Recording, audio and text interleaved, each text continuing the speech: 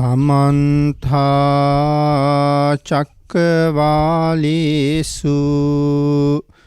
අත්‍රා ගච්ඡන්තු දේවතා සද්ධම්මං මුනි රාජස්ස සුනන්තු සග්ග මොක්ඛදං ධම්මස්සවන කාලෝ අයං බදන්තා ධම්මස්සවන කාලෝ අයං බදන්තා ධම්මස්සවන කාලෝ අයං බදන්තා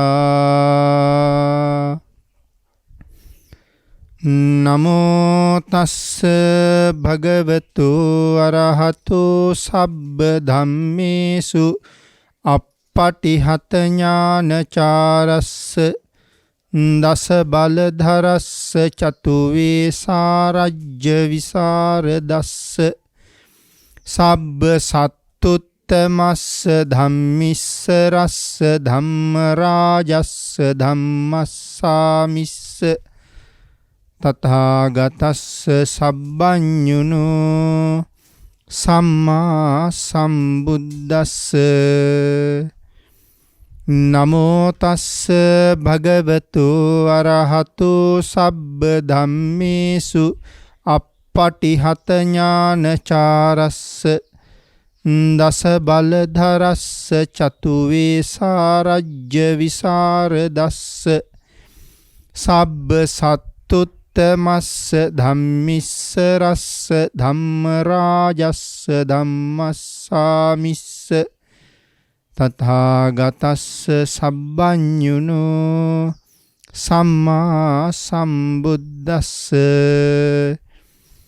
නමෝ තස්ස භගවතු අරහතු සබ්බ ධම්මේසු අප්පටිහත ඥානචාරස්ස දස බලධරස්ස චතු වේසාරජ්‍ය විසරදස්ස සබ්බ සත්තුත්තමස්ස ධම්මිස්ස රස්ස ධම්ම රාජස්ස ධම්මස්සාමිස්ස තථාගතස්ස සබ්බඤුනෝ සම්මා සම්බුද්දස්ස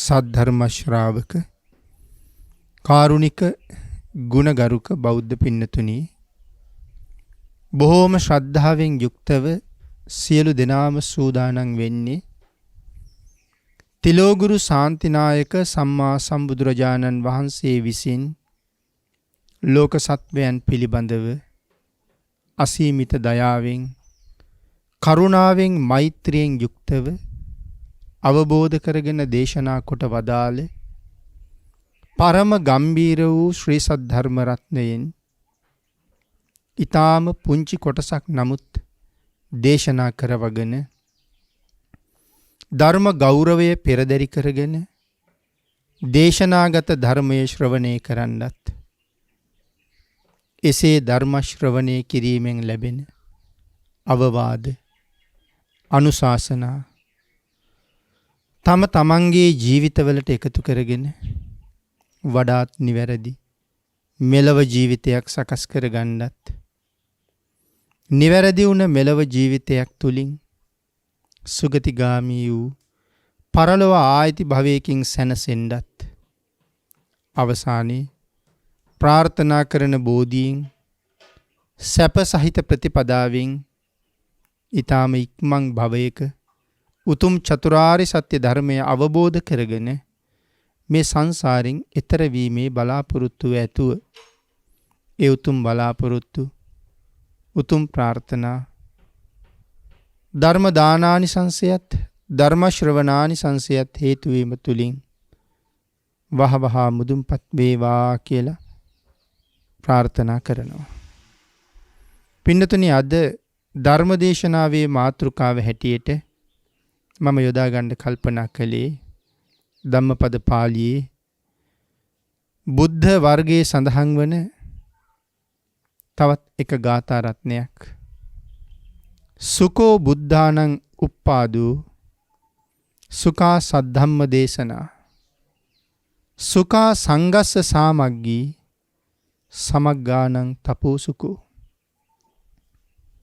බුදුවරුන්ගේ උපත සැපයක්, ධර්මයේ දේශනා කිරීමත් සැපයක්, සංඝයාගේ සමගියත් සැපයක්, සමගි වූවන්ට තපස සැපයක්.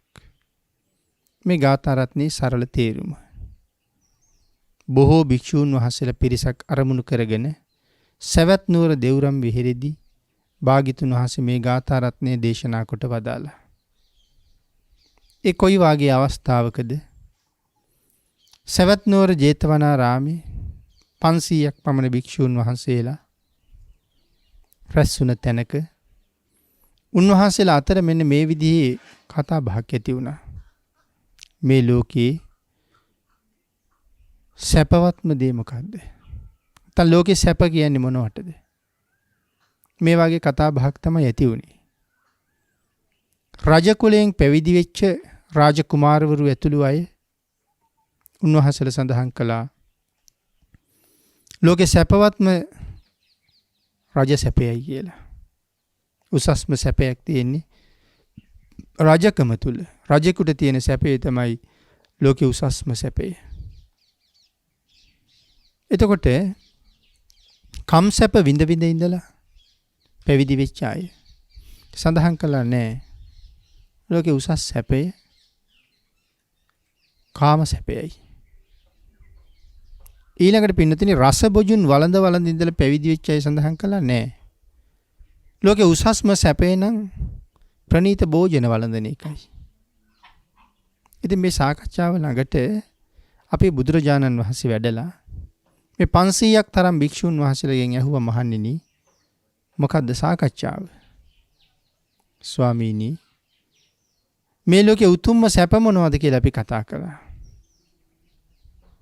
කියලා ඒ අය සැපයි කියලා සඳහන් කරපු දේවලුත් බුදුරජාණන් වහන්සේට මතක් කළා. රජ සැපය, කම් සැපය සහ ප්‍රණීත භෝජන සැපය. භාග්‍යතුන් වහන්සේ දේශනා කළා නෑ මහණෙනි. ওই දේවල් එකක්වත් සැප නෙමෙයි. ලෝකේ උසස්ම සැපය මෙන්න මේ දේවලුයි කියලා භාග්‍යතුන් වහන්සේ අර ගාථා රත්නේ දේශනා කළා. එතකොට මේ තියෙන්නේ නිවන් සැපයට පල්ලෙහි.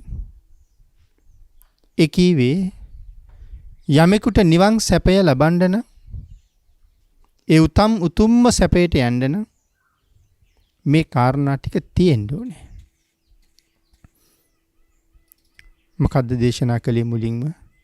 සුකෝ බුද්ධානං උප්පාදෝ. බුදුවරුන්ගේ උපත සැපයක්. පින්නතුනි බුදුවරු ලෝකේ පහළ වෙන්නේ ඊ타ත්ම කලාතුරකින්. ඔබ අහලා තියෙනවා. බුදුවරු නිතර පහළ වෙන්නේ නැහැ. ඇයි බුදුරජාණන් වහන්සේලා ලෝකේ නිතර පහළ වෙන්නේ නැත්තේ? එක කාරණාවක්.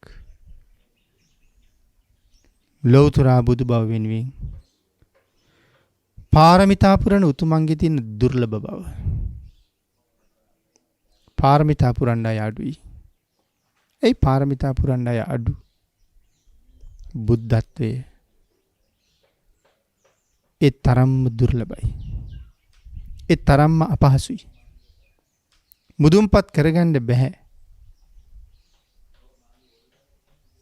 අග්‍ර ශ්‍රාවක වෙන්නෙත් 80 මහා ශ්‍රාවක වෙන්නෙත් පසේ බුද්ධත්වයේ ලබන්නෙත් පාරමිතා පුරපු උතුමන්. ලෞතර බුද්ධත්වයේ වෙනුවෙන් පිරිය යුතු පාරමිතා ප්‍රමාණය ඊටාම ඉහළයි. අපේ බුදුරජාණන් වහන්සේ මහා කල්ප අසංඛ්‍ය 4කුත් ලක්ෂ 1ක් ලෞතර බුදුබව වෙනුවෙන් නියත විවරණයෙන් පස්සේ පාරමිතා පූර්ණේ කළා. මහා කල්ප අසංඛ්‍ය 4ක්. පින්නතිනේ අපිට වචන විතරයි. මහා කල්පයක් කියලා කියන්නේ. මහා කල්පයක් ඇතුලේ අන්තර්කල්ප 256ක් තියෙන බව ධර්මයේ සඳහන් කරනවා. මහා කල්පයක් ඇතුලේ අන්තර්කල්ප 256ක්. එතකොට අන්තර්කල්පයක් ඇතුලේ මනුස්ස වර්ෂ කීයක් ඇද්ද? ත්‍රිපිටකයෙන් පරිබාහිර ධර්ම ග්‍රන්ථවල සඳහන් කරනවා මේ විදිහට.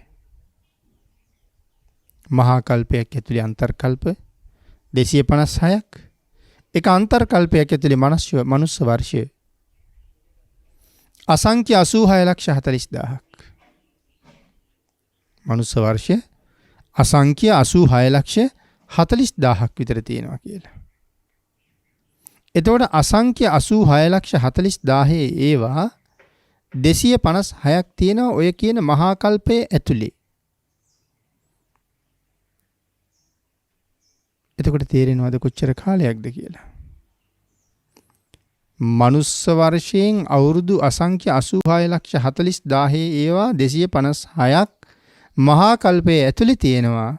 අපේ මහා බෝසතාණන් වහන්සේ නියත විවරණයෙන් පස්සේ මහා කල්ප අසංඛ්‍ය 4කුත් ලක්ෂ එකක් ලෞතර බුදු බව වෙනුවෙන් පාරමිතා පුරනවා. වැටහෙනවා නම් මේ කාරණාව. පින්නතුනි මොන තරම් දුකක් ඔබ වෙනුවෙන් මම වෙනුවෙන් මේ මහා පුරුෂයාණන් වහන්සේ විඳලාද? අපට නිකම්ම බුදුහාමුදුරුව විතරයි ලෞතර බුදු බව ලබන්න කරලා තියෙන කැපකිරීමේ තරම. අපි කවදනම් ගණන් කරලා ඉවර කරන්නද මේ අවුරුදු ගාණක් හැටියට බැලුවොත්? නැත්නම් මහා කල්ප අසංඛ්‍ය 4ක්. මහා කල්ප 1යි 2යි 3යි 4යි කියලා මහා කල්ප අපි ගණන් කළත් කී කාලයක් යයිද? ඒක ගණන් කරන්න. ජීවිත කාලෙම ගණන් කරන්න වෙයිද? දැන් තේරෙනවද? බුදු කෙනෙක් ලෝක සත්වයාට අනුකම්පා කරනවද කොච්චර? බෝසතාණන් වහන්සේ නමක් ලෝක සත්වයා වෙනුවෙන් දුක් විඳිනවද කොයිතරම්? ආන් ඒක තමයි පාරමිතා පුරණ උතුම් වඩු. මහා කල්ප අසංඛ්‍ය 4යි ලක්ෂ එකක් පාරමිතා පූර්ණය කළේ අපේ බුදුරජාණන් වහන්සේ ඒ ප්‍රඥාධික බෝධිසත්වයෙක් හැටියට. මේක දෙගුණ වෙනවා ශ්‍රද්ධාධික බෝධිසත්වයෙක් ගාවට යනකොට. මහා කල්ප අසංඛ්‍ය 8යි ලක්ෂ එකක් නියත විවරණයෙන් පස්සේ පාරමී පුරනවා. පින්නතුනි වීර්යාධික බෝසතාණන් වහන්සේ ළඟට යනකොට මහා කල්ප අසංඛ්‍ය 16ක්. මහා කල්ප අසංඛ්‍ය 16යි ලක්ෂ එකක් නියත විවරණයෙන් පස්සේ ලෞතර බුදු බව වෙනුවෙන් පාරමිතා පුරනවා. නැවත මෙනෙහි කරන්න. ආය ආවර්ජනය කර හිතන්න. මහ බෝසත්වරු අපි වෙනුවෙන් මොන තරම් දුක් විඳිනවද කියලා. මහ බෝසත්වරු මම වෙනුවෙන් කොච්චර දුක් විඳිනවද? එහෙම හිතහම අපිට දැනෙන පරාසය වැඩි වෙයි කියලා හිතෙනවා. එවන් උතුමන් වහන්සේලා ඒ තරම් මම වෙනුවෙන් දුක් විඳලා තියෙන්නේ මම මේ සංසාර කාන්තාරයෙන් එතර කරවන්න. එච්චර දුක් විඳගෙන මාව මේ කාන්තාරයෙන් එතර කරවන්න උන්වහන්සේ වීරිය ගන්නේ මේ සංසාර මග ඒ තරම්ම දුකයිද? හිතලා බලන්න. බුද්ධත්වයෙන් පස්සේ ඔබට මට ධර්ම දේශනා කරලා ඒ දේශනාවෙන් පැහැදිලි කළා මේ සංසාරේ හරි භයානකයි. මේ සංසාරේ හරිම දුක්ඛදායකයි. වහ මේ සංසාරයෙන් එතර වෙන්න කියලා.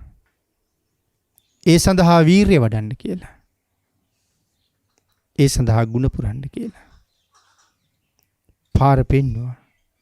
මෙන්න පාර සංසාරයෙන් ඈතර යන පාර මෙන්න. මේ මාර්ගයේ ගමන් කරන්න. වහවහ සංසාරයට පිටුපාන්න. සංසාරේ භයානකයි. ලෞතුරා බුදුරජාණන් වහන්සේලා ලෝකේ පහළ වෙන එක ලෝක සත්වයාට කොයි තරම්නම් සැපයක්ද? බුදුවරුන්ගේ පහළවීම ලෝකයට මහත් වූ සෙතක්. මහත් වූ සෙතක්. ලෞතුරා බුදුරජාණන් වහන්සේලා පහළ වෙලා සත්වයා සංසාර කාන්තාරයෙන් එතර කරනවා. සත්වයා සංසාර කාන්තාරයෙන් එතර කරනවා කියලා කියන්නේ සත්වයා නිවන් දක්වනවා. නිබ්බාණං පරමං සුඛං කියලා ධර්මයේ දේශනා කරපු උතුම් නිවන් සැපේ ලැබෙන්නේ ලෞතුරා බුදුරුන්ගේ පහළවීමත් එක්ක. ආංගික නිසා බුදුපත සැපයක්. මේ ලෝකේ ඉහළම සැපයක්. කලාතුරකින් පහළ වෙනවා. අත්ති ලෝකේ සමග්ගතා සම්මා පටිපන්නා යේ ඉමංච ලෝකං පරංච ලෝකං සයං අභිඤ්ඤා සච්චිකත්වා පවේදෙන්ති. මේ ලෝකේ ශ්‍රමණ බ්‍රාහ්මණයෝ කියලා જાතියක් ඉන්නවා. ඒ ශ්‍රමණ බ්‍රාහ්මණයන්ට වඩා මහත් වූ ඥාන ශක්තියක්, මහත් වූ කාය ශක්තියක්, මහත් වූ වීරියක්, සියල්ල දැනගැනීමේ අවබෝධ කර ගැනීමේ ඥානය සහිත මහෞතුමන් කලාතුරකින් ලෝකෙ පහළ වෙනවා. කලාතුරකින් ලෝකෙ පහළ වෙන්නේ කියලා කීවේ. සාමාන්‍ය කෙනෙකුට අදහන්න බැරි කෙනෙක්. විශ්වාස කරන්න තේරුම් ගන්න අපහසු කෙනෙක්. සකල විශ්ව ධාතුවම දන්නවා. ඒ මහෞතුමන් වහන්සේලා නොදන්න දෙයක් නෑ. යාවතකං ඥානං යම්තාක්ද බුදුරජාණන් වහන්සේගේ ඥානෙ විශ්වය එපමණයි. විශ්වය යම් පමණක්ද හිතන්ඩ. නිමක් නැති විශ්වය යම් පමණක්ද බුදුරජාණන් වහන්සේගේ ඥානෙ එපමණයි. ඥානය යම් පමණක්ද විශ්වය පමණයි. විශ්වය යම් පමණක්ද ඥානය පමණයි. මේ විශ්ව ධාතුවේ උඩින් යටින් සරසින් නොදන්නා දෙයක්, නොදකින දෙයක්, නොතේරෙන දෙයක් බුදු කෙනෙකුට නෑ. සියල්ල දැන අවබෝධ කරගෙන යථාර්ථයෙන් නිවැරදිව දේශනා කළා. ඒ බුද්ධ දේශනාව කාටවත් වෙනස් කරන්න බෑ. කාටවත් අඩුපාඩු හදන්න බෑ. කාටවත් වෙනස් කරන්න දෙයක් එහි ඉතුරු නෑ. කොතනවත් අඩුපාඩු තියලා නෑ. මනාව දේශනා කළා, මනාව පනවලයි තියෙන්නේ. ආයේ මේ ලෝකේ තව කෙනෙකුට ඇලපිල්ලක් ඉස්පිල්ලක්වත් කුරුටු ගාලා ඉවත් කරන්න ඉතුරු කරලා නෑ. එවන් වූ නිර්මල ධර්මපරියාය යමෙක් තමන්ගේ ජීවිතයට එකතු කරගන්නවා නම් ආන් එවන් අය මේ සංසාරේ දිනන අය. සුඛා සද්ධම්ම දේශනා ධර්මයේ දේශනා කිරීමම සැපයක්. ලෞතුරා බුදුරජාණන් වහන්සේලා පහළවීම සැපයක්. පහළ වුණ ලෞතුරා බුදුරජාණන් වහන්සේ අවබෝධ කරගත්ත ධර්මය ලෝක සත්වයාට අනුකම්පාවෙන් දේශනා කිරීම සැපයක්. භාග්‍යතුන් වහන්සේ ධර්මයේ දේශනා නොකළොත් කාලාන්තරයක් බුදු උපතක් බලාගෙන හිටපු අයට මොනවා වෙයිද? අපේ බුදුරජාණන් වහන්සේ බෝධි මූලයේදී වැඩ ඉඳගෙන තමන් වහන්සේ අවබෝධ කරගත්ත මේ ගැඹුරුතම වූ ධර්මය, ලෝකේ සදාතනික සත්‍ය, රාගයෙන් රත් වෙච්ච, ද්වේෂයෙන් මත් වෙච්ච, මෝහයෙන් මුලා වෙච්ච සත්වයාට දේශනා කළාට ඔවුන්ට වැටහෙයිද කියලා සැකයක් භාග්‍යතුන් වහන්සේට ඇති වුණා. ඒ කාරණාව දැනගත්ත මහා බ්‍රහ්මයා වහාම භාග්‍යතුන් වහන්සේ ළඟට ආවා. සඳහන් කරනවා දෙව්ලොව බඹලොව කැළඹුණා කියලා. අපි ඉවරයි භාග්‍යතුන් වහන්සේ ධර්මයේ දේශනා කළේ නැත්නම් අපි ඉවරයි. දෙවියෝ එහෙම ගෝසා කළා කැළඹුණා කියලා කියන්නේ. බුදුරජාණන් වහන්සේ ළඟට ඇවිල්ලා දකුණු දන මඩල බිම තියලා වම් දන මඩල මතින් වම් බැලමිට තියලා දොහොත් මුදුන් දීලා වැඳගෙන බුදුරජාණන් වහන්සේට ආරාධනාවක් කරනවා. ස්වාමීනි භාග්‍යතුන් වහන්සේ ලෝක සත්වයාට අනුකම්පා කරනසේක්වා. ඒ ගැඹුරු ධර්ම පරයය තේරුම් ගන්න පුළුවන් අවබෝධ කරගන්න පුළුවන් ප්‍රඥාව තියෙන සත්වයෝ ලෝක ධාතුවේ ජීවත් වෙනවා. ඔවුන් මේ ධර්මය අවබෝධ කරනවා. ස්වාමීනි ඔවුන්ට අනුකම්පා කරනසේක්වා. ධර්මයේ දේශනා කරනසේක්වා. එහෙම ආරාධනාවක් කරාම භාග්‍යතුන් වහන්සේ දේශනා කළා. මහා බ්‍රහ්මයේ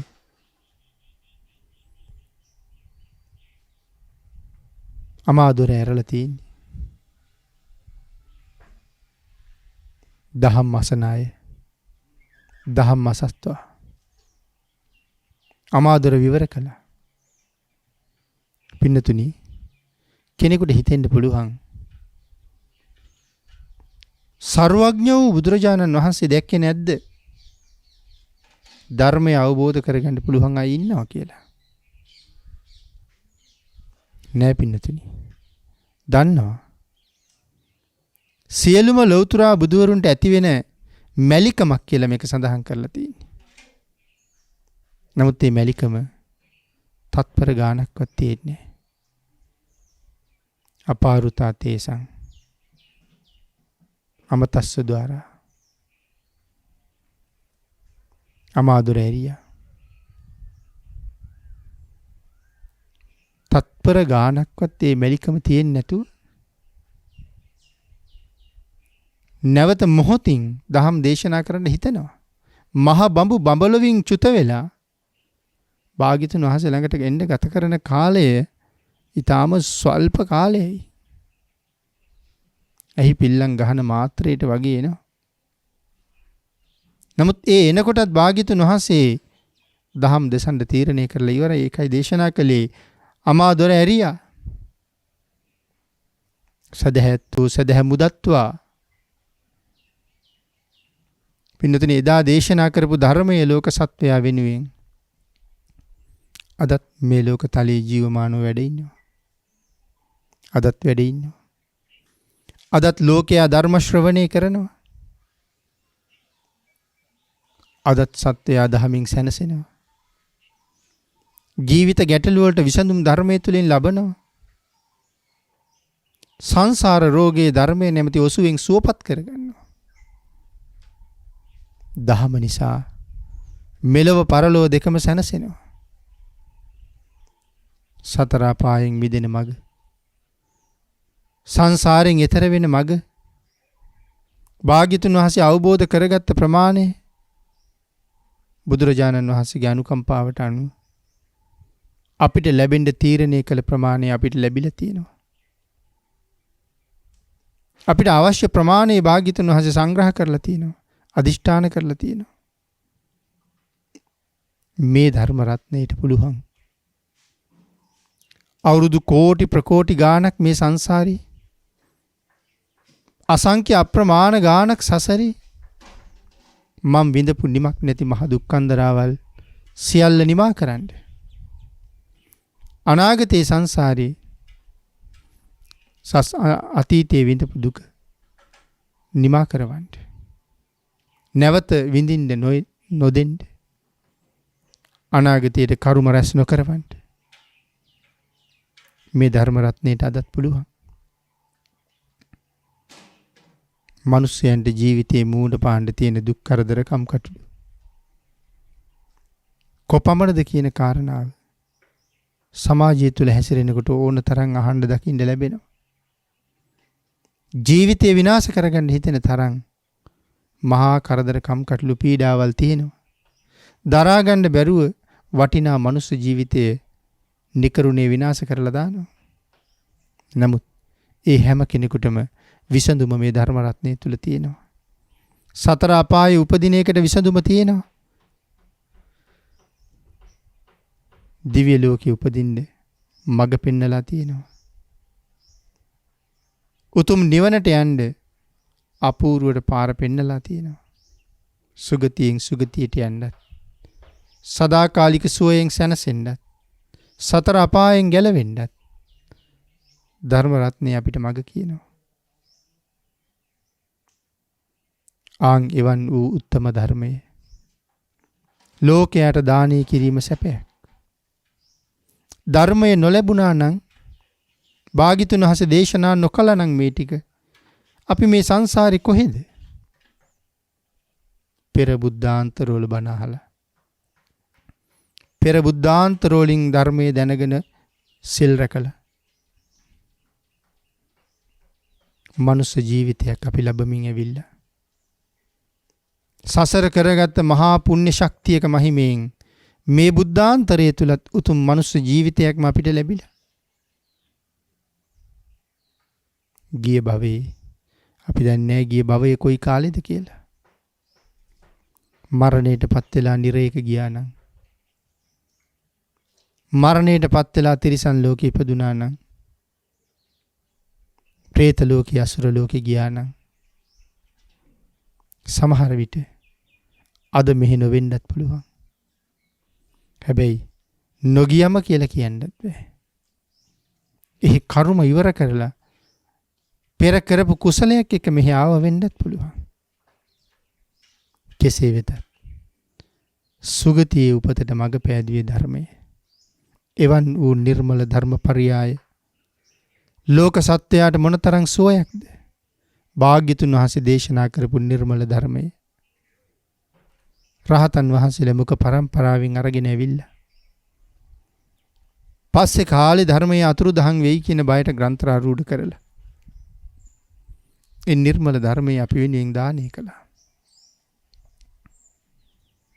අද තියෙන ධර්මයේ අපිට නිවන් මඟ පෙන්වන්න හොඳටම ප්‍රමාණවත්. ඒ ධර්ම මාර්ගයේ ගමන් කරලා ධර්මයේ තුලින් ලබන ඒ උතුම් සැපය විඳින්න අදත් වාග්ය තියෙනවා. ලෞතුරා බුදුරු ලෝකේ පහළ වෙන එකත්, ඒ පහළ වුණ ලෞතුරා බුදුරජාණන් වහන්සේලා ධර්මයේ දේශනා කරන එකත් ලෝක සත්වයාට සැපයක් මිසක් රජ සැපය, කම් සැපය, මිහිරි බොජුන් රසයේ නිරේටම පාරක් විතරයි. සුඛා සංගස්ස සාමග්ගී, සංඝයාගේ සමගිය සැපය. සංඝයා මේ ශාසනය තුල සමගි විය යුතුයි. එකම ශාස්ත්‍රුන් වහන්සේ නමකගේ ශ්‍රාවක පිරිසක්, එකම ධර්මයක් පිළිගන්න පිරිසක්, එකම මගක ගමන් කරන පිරිසක්, එකම විනයක හික්මෙන පිරිසක් විවිධ මති මතාන්තර තියෙන්න පුළුවන්ද? සමගිය බිඳගන්න, වාද විවාද කරන්න අවශ්‍යද? දන්න කෙනා නොදන්න කෙනාට අනුකම්පාවෙන් වරදින තැන පෙන්වන්න ඕනේ.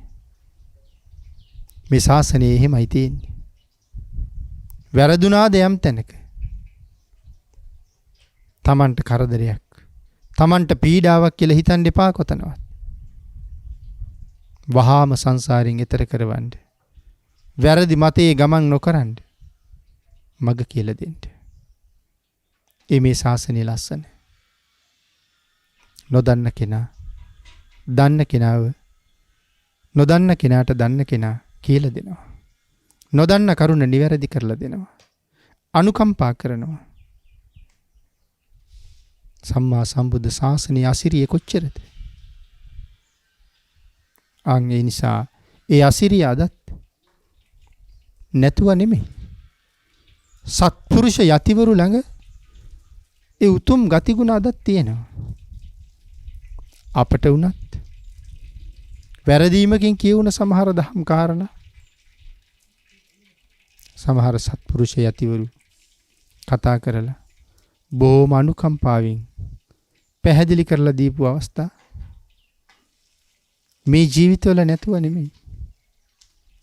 නමුත් හරීම සෙනෙහසින් ඒ කාරණාව දැනුවත් කරන්නේ. එවන් වූ සංඝයාගේ සමගිය කොයි තරම්නම් සතුටක්ද, කොයි තරම්නම් සැපයක්ද. සංඝයාගේ සමගිය ගිහි ශ්‍රාවකයටත් උතුම් ලාභයක්. එක එක විදිහට කොටස් වෙලා, එක එක විදිහට බෙදිලා, එක එක නීති රීති වලට කොටු වෙලා භාග්‍යතුන් වහන්සේගේ ශාසනය මොකද්ද, අපි යන මග මොකක්ද කියන කාරණාව හිතන්නේ නැතුව මතිමතාන්තර තුල කොටු වෙන්න පටන් ගත්තොත් තමන්ට වගේම මේ ලෝකේ විශාල පිරිසකට සැලසෙන්නේ මහත් වූ අයහපතක්, මහත් අලාභයක්, මහත් විපතක්. වර්තමානයේ එවන් අවස්ථා මේ රට තුල පාවා කොච්චර දකින්න තියෙනවද? විමසන්නේ නැති, විචක්ෂණයක් නැති සමහර අය අලුතෙන් යමක් වැරදියට ප්‍රකාශ කළත් ඒක වැළඳ ගන්න එළබෙනව බොහොම.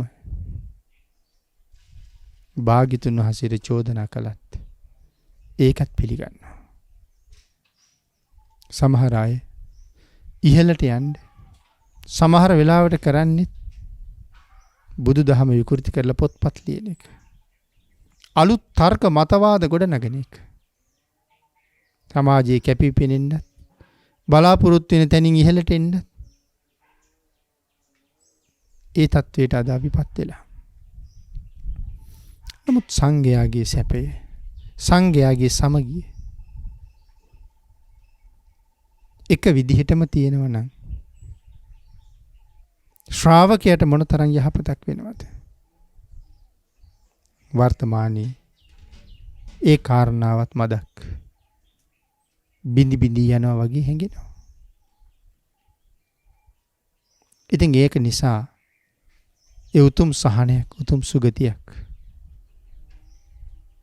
ඒ අවස්ථාව මගහැරමින් සමහරලාට පවතිනවා. පින්නතුනි, අවසානට දේශනා කළා සමග්ගානං තපෝ සුකෝ සමගි වූවන්ට සමගිය සැපයක්. සමගි වූවන්ට තපස සැපයක්. සමග්ගානං තපෝ සුකෝ. සමගි වූවන්ට කියලා සඳහන් කළේ එකම අදහස දරන, එකම ධර්මයක් තුල කීකරුණ, එකම ශාස්ත්‍රූරයේ ශ්‍රාවකයෝ වෙච්ච, එකම නීතියක් තුල, එකම විනයක් තුල ශික්ෂණය ලබාපු පිරිසක් මේ ලෝකේ ජීවත් වෙනවද? ආන්ගේ එකම සිතුවිලි, එකම අදහස්, එකම දහමක්, එකම මගක් තුල යන අය මන සමගි. ආන්ගේ සමගි වූවන්ට තපස සැපයක්. ඒ සමගි වූවන්ට තපස සැපයක්. සමගි වූ අය වාද ભેද නැති අය. එතකොට සමගි වූ අය කෙලෙස් තවමින් සංසාරයෙන් එතර වීම එකම අරමුණ බවට පත් කරගත්ත අය. ආන්ගේ අරමුණ ජයග්‍රහණය කරගන්න, ඒ අරමුණ මුදුන්පත් කරගන්න ඊටාම සමගියෙන් කටයුතු කරනවා. භාග්‍යතුන් වහන්සේගේ කාලේ බොහෝ භික්ෂුන් වහන්සේලා කණ්ඩායම් වශයෙන් කමටහන් අරගෙන දුර ඈත ප්‍රදේශවලට ගිහිල්ලා කර්මස්ථාන දියුණු කළා. ඒ කර්මස්ථාන දියුණු කරනකොට යම් තැනක වරදිනවද? අඩුපාඩු වෙනවද? බාහිර ගැටලු වෙනවද? සමහර වෙලාවට සමගිව සාකච්ඡා කළා. අඩුපාඩු निराවුල් කරගත්තා. Tamanට විසඳ ගන්න බැරි නම් ආපහු භාග්‍යතුන් වහන්සේ මුණ ගැහුණා. නැවත අවවාද අනුශාසනා ලැබුවා. ඒ අවවාදී අනුශාසනාවේ ඵලයක් හැටියට උතුම් නිවන් මාර්ගයේ විවෘත කරගන්න අවස්ථාව හැම වෙලාවෙම හදාගත්තා. සමගි වූවන්ට තපස සැපයක්. ඒ තපස තුල තමන්ගේ සසර මඟ කෙරවල කරන්න ඊටාම සන්තෝෂයෙන් කටයුතු කරගත්තා. උනන්දුවෙන් කටයුතු කරගත්තා. එක්සිට ඇති අයට කෙලෙස් මැඩීම ඊටාම පහසුයි. ඒකම ආරමුණක හැමෝම ඉන්නේ. හැමෝගේම ආරමුණ කෙලෙස් සතුරා පරාජය කරන එක. එහෙමනම් සතුරට පහර දෙන්න සූදානම් වෙන්නේ එකම වගේ උනන්දුව තියෙන පිරිසක්. එකම වගේ උනන්දුව තියෙන පිරිසක්. එකම ශාස්ත්‍රුන් වහන්සේ නමකගේ ශ්‍රාවක පිරිසක්. එකම ශාස්ත්‍රුන් වහන්සේ නමක් මෙහෙයවපු පිරිසක්. එකා වගේ වැඩ කරන පිරිසකට සතුරා පරාජය කරන එක මොනතරම් පහසුවෙන් කරන්න පුළුවන්ද? ආන්ගේ නිසා සමගි වූවන්ට තපස සැපයක්. කෙලෙස් සතුරා විනාශ කරන්න. ඒ සමගිය හරි වටිනවා. සියලු දෙනාම එකම විදිහට සීලයට ගරු කරනවා නම්, සියලු දෙනාම එකම විදිහට විනයට ගරු කරනවා නම්, සියලු දෙනාම එකම විදිහට බුද්ධ ප්‍රඥප්තියින්ට ගරු කරනවා නම්, හැමෝම එකම විදිහට සංවර නම්, එක විදිහට සූරු පොරවනවා නම්, නිසි වෙලාවට දන් වළඳනවා නම්, නිසි වෙලාවට වතපිළිවෙත කරනවා නම්, මේ සියල්ල මනාව සම්පූර්ණ වෙනකොට එතන ඉන්නවනම් ඒකට විරුද්ධ කෙනෙක්, අකමැති කෙනෙක්, පටහැනි අදහස් දක්වන කෙනෙක්, ඒ අයට එතන වැඩි රැඳෙන්න පුළුවන් කමක් නැහැ. එවන් අය මෙතනින් ඉවත් වෙලා යනවා. එහෙම නැත්නම් සමහරලාට එවන් මතදරන අය මෙවන් පිරිස් ළඟ තමන් ළඟ තිබිච්ච දුර්මත දුරු කරලා සුමගට එන්න බොහොම ඉක්මනට පාර හදා ගන්නවා. වැඩි පිරිසක් යහපත් මග යනකොට අනික් අය ඒ මගට එකතු වෙනවා. සමගි වූවන්ට තපස සැපයක්. එම්නම් කාරණා හතරක් අපි සඳහන් කළා. බුදු උපත සැපයක්, ධර්ම දේශනයේ සැපයක්, සංඝයාගේ සමගිය ලෝකයට සැපයක්, සමගි වූවන්ට තපස සැපයක්. මේ කාරණා හතර තුලින් මේ සසර ගමන වහවහ කෙරවල කරන්න හරි පහසුයි. වීර්යවන්තයන්ට, ප්‍රඥාවන්තයන්ට ඒක කරන්න හරි පහසුයි. එහෙමනම් ෂණ සම්පත්. මොනවද ෂණ සම්පත් කියලා කියන්නේ? ෂණ සම්පත් කියලා කියන්නේ බුද්ධෝත්පාදයක ඉපදෙන්න ලැබෙන එක. නිර්මල ධර්ම රත්නේ ශ්‍රවණය කරන්න ලැබෙන එක. බුද්ධෝත්පාදයක ලැබිච්ච මනුෂ්‍ය ජීවිතය. බුද්ධෝත්පාදයේ ෂණ සම්පත් වලින් එකක්. බුද්ධෝත්පාදයක ලැබිච්ච මනුෂ්‍ය ජීවිතයේ ෂණ සම්පත් වලින් එකක්. ඒ විතරක් නෙමෙයි. ලෞතර බුදුන් දේශනා කරපු ධර්මයේ ශ්‍රවණය කරන්න ලැබිලා තියෙනවා නම් ඒක ශ්‍රවණ සම්පත් වලින් එකක්. ඉතින් මනුෂ්‍ය ජීවිතය ලැබුණාම අංග විකල නැත්තම් ඒ ජීවිතේ කොච්චර වටිනවද? සංසාරේ කොච්චර පින් කරන්න ඕනද අංග විකල නැති ජීවිතයක් ලබන්න? ඒ නිසා ਸਰව සම්පූර්ණයි. ඇස් දෙක පේනවනම්, කන් දෙක ඇහෙනවනම්, කතා කරන්න පුළුවන් නම්, අතපය හොඳට ශක්තිමත් නම්, ගත සිත ශක්තිමත් නම්, උම්මත්තක බවක් නැත්තම්, මන්ද බුද්ධික බවක් නැත්තම්, මන්දගාමී බවක් නැත්තම්, බුද්ධාන්තරයක ලැබෙන ඒ ජීවිතයේ කොච්චර වටිනවද? බුද්ධාන්තරයක නමුත් මුලින් සඳහන් කරපු අඩුපාඩු සහිත ජීවිතයක් කොයිතරම් අවාසනාවන්තද? සසර කොයිතරම් අකුසල් කරලාද දුර්ලභ මනුෂ්‍ය ජීවිතයේ අඩුපාඩු සහිතවම බුද්ධාන්තරයකට ලැබුවේ. පින්නතුනි, ඔබට හොඳට ෂණ සම්පත් ලැබිලා තියෙන්නේ. ආන්ගේ අවස්ථාවෙන් ප්‍රයෝජන ගන්න තමයි වීරිය වඩන්න ඕනේ. මුලින් සඳහන් කළා වගේ බුදු උපත හැමදාම අපිට මුණ ගැහෙන්නේ.